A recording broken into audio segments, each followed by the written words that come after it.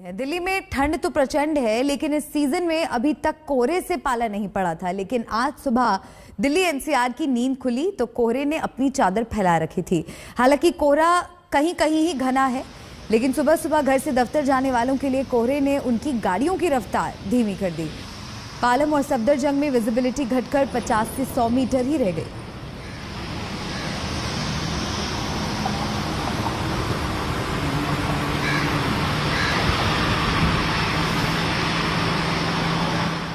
उत्तर भारत के पहाड़ों पर बरसती बर्फ पूरे देश को सिहरा रही है, लेकिन पहाड़ों पर मुश्किल कई गुना ज्यादा है।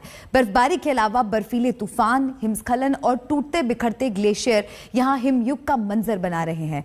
कश्मीर के सोनमर्ग और हिमाचल के तंबा से ऐसी डराने वाली तस्वीरें सामने आई हैं, जहां कुदरत का क्रोध कैमरे में कैद हुआ है।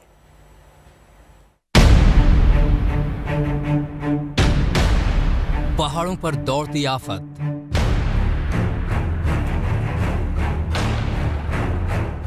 सर्द सफेद लपकता सैलाब, जब फूट पड़ा बर्फ का झरना।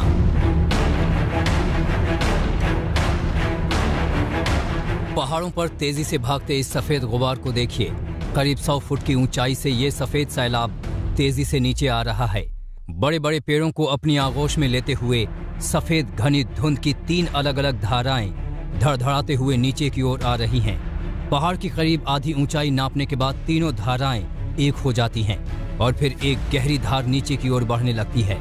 चंद सेकंड की देरी से सफेद सैलाब की ये मोटी धार नीचे जमीन से टकराती है और फिर एक जोरदार विस्फोट जैसा मंजर बन जाता है।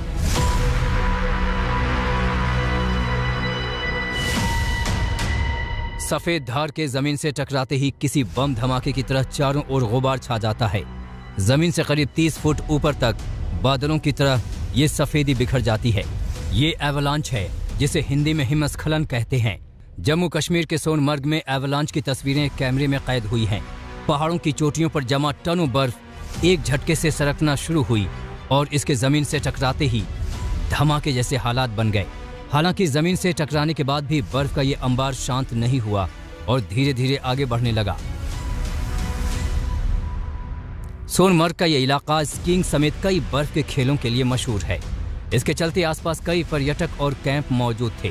आगे बढ़ता एवलांच सब कुछ निगलने पर आमादा था। पेड़, पगडंडियां, बिजली के टावर एक एक करके सब इस गहरी धुंध में गुम होते जा रहे थे। कोई इंसान इसकी चपेट में आता तो सेकंडों में बर्फ की मूर्ति में तब्दील हो जाता। लेकिन गनीमत रही कि पर्यटकों को पहले ही अलर्ट कर दिया गया था और सभी लोग इससे सुरक्षित दूरी बना चुके थे।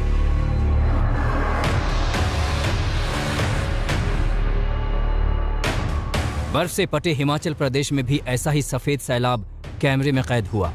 देखिए कैसे बर्फीली धुंध की चौड़ी धार पहाड़ की ढलान के सहारे नीचे की ओर सरक रही है। मंजर ऐसा है जैसे कोई नदी भाप की शक्ल में नया रास्ता तलाशने निकल पड़ी हो। चंबा के पंगी गांव के पहाड़ों में बर्फ की बड़ी बड़ी चट्टानें खड़ी हैं, जिन्हें ग्लेशियर कहते हैं।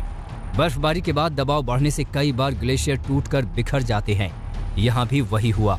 ग्लेशियर के भरभराकर गिरने से बर्फ, भाप और धुएं का मिला जुला गुबार इस तरफ पहाड़ों से नीचे जमीन पर आता दिखा। पहले से ही बर्फ से ढके पहाड़ और जमीन पर सफेदी की एक और परत चढ़ गई। गनीमत रही कि इस घटना में भी जान माल का नुकसान नहीं हुआ। ग्लेशियर टूटा तो टूटा, चंबा के इस इलाके में वैसे भी चारों ओर बर्फीली आफत का कब्जा है। नजारा ऐसा है मानो बर्फ की कोई आसमानी फैक्ट्री यहाँ लगातार सप्लाई में जुटी हो। इतनी बर्फ है कि इसके बोझ से बाकी चीजों की पहचान ही खत्म हो गई है।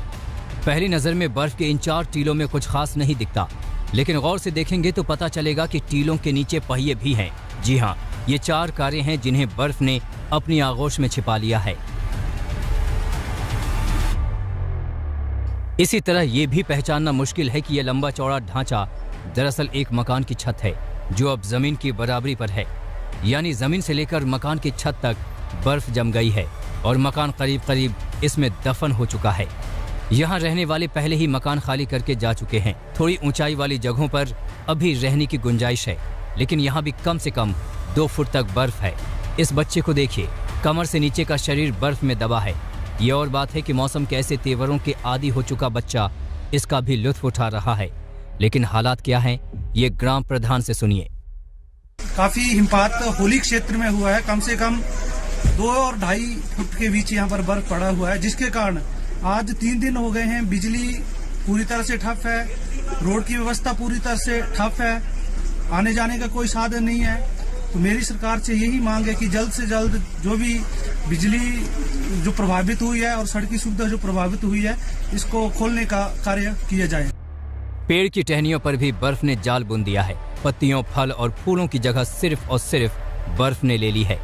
लोगों को इस हिमयुग से निकालने के लिए कई मशीनें दिन रात डीजल फूंक रही हैं, लेकिन हर कोशिश तब तक बेकार है जब तक खुद कुदरत रहम नहीं करती। श्रीनगर से अशरफ वानी, चंबा से विशाल आनंद के साथ आज तक ब्यूरो।